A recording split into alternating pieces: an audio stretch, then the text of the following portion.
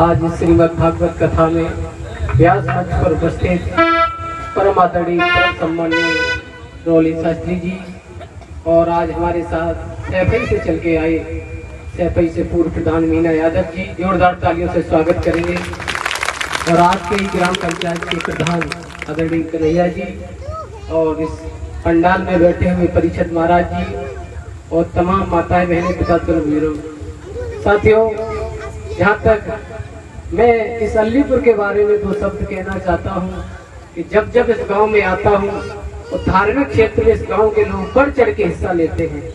हम चाहते हैं प्रभु हमारे अलीपुर के लोग इसी तरीका से धार्मिक क्षेत्र में आगे बढ़ते रहें, इसी तरीका से एक वर्ष में नहीं तो 2 वर्ष में दुर्दे कथाएं तो करवाते रहे, जिससे हम लोग भी आप लोगों के बीच में आते रहे।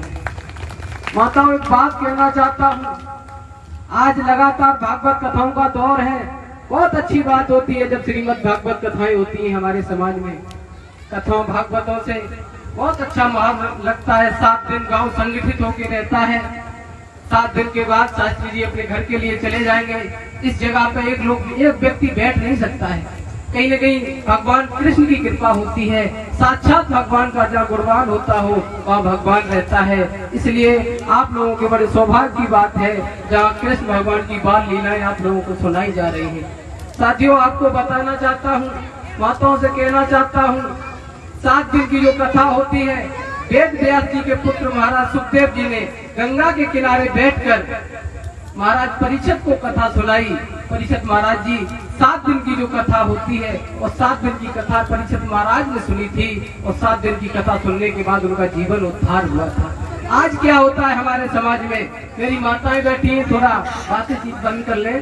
मेरे समाज में लगातार भारी संख्या में माताएं कथा सुनने आती हैं और यही कोई धार्मिक कार्यक्रम हो तो बढ़ चढ़ के हिस्सा लेती हैं। बहुत अच्छा लगता है। पता चल रहा है भागवत सुनेंगी और थोड़ी देर बाद शाम को जब घर पहुंचेंगी तो लड़ाई झगड़े शुरू हो जाते हैं। माताओं, ये श्रीमद् भागवत कथा नहीं सिखाती है। भाइयों से भी कहना चाहता हूँ, आप लगातार भागवत कथाएं सुनते हो। अगर कोरोना क्षेत्र की थाने का मामला देखा जाए तो सबसे ज्यादा मामले होंगे कि भाई ने भाई पर मुकदमा कर दिया, बूढ़े माँ बाप को बेटे ने घर से निकाल दिया। बताओ क्या ये श्रीमद् भागवत कथा आपको सिखाती है? आजकल रीत चल रही है, घर घर में देख रहे हैं कन्हैया जी मथुरा से लोग ले आते हैं पीतल के और लोग व्रत रहते हैं। घर के बुजुर्ग ने कहा बेटा टाइम हो गया है खाने का, आप मुझे टाइम दे दो, तो घर की बहू कहती है चुपचाप बैठे रहो, पहले कन्हैया जी का भोग लगेगा उसके बाद आपको खाना दिया जाएगा।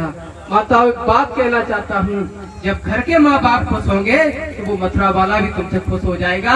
जब तक घर के माँ बाप खुश नहीं है तब तक आपका कन्हैया कभी खुश नहीं हो सकता है। इसलिए इस बात से निवेदन कर रहा हूँ, आप लोग पहले अपने माँ बाप की सेवा करो, इनसे बड़ा कोई धर्म नहीं है। आज आप ऊपर आई तो ताली कितनी धीमे बजाए रहे। हाँ, कोई बात नहीं, तालियों का तो ये मनोबल होता है।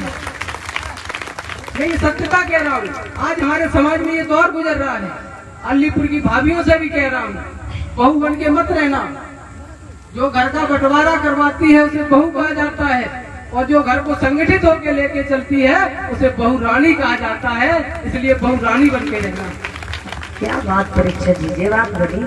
आज ज्यादा कुछ नहीं कहेंगे, यहाँ से सीधे ही मुझे कुसमरा पहुँचना है। अभी एक कार्यक्रम मंगला भूरे में करके आए और यहाँ से कुसमरा जाना है, इसलिए ज्यादा समय नहीं लूंगा। 2 शब्द में मेरी भाभी जी आपसे कुछ कहना चाहती है, मीना यादव जी, निवेदन।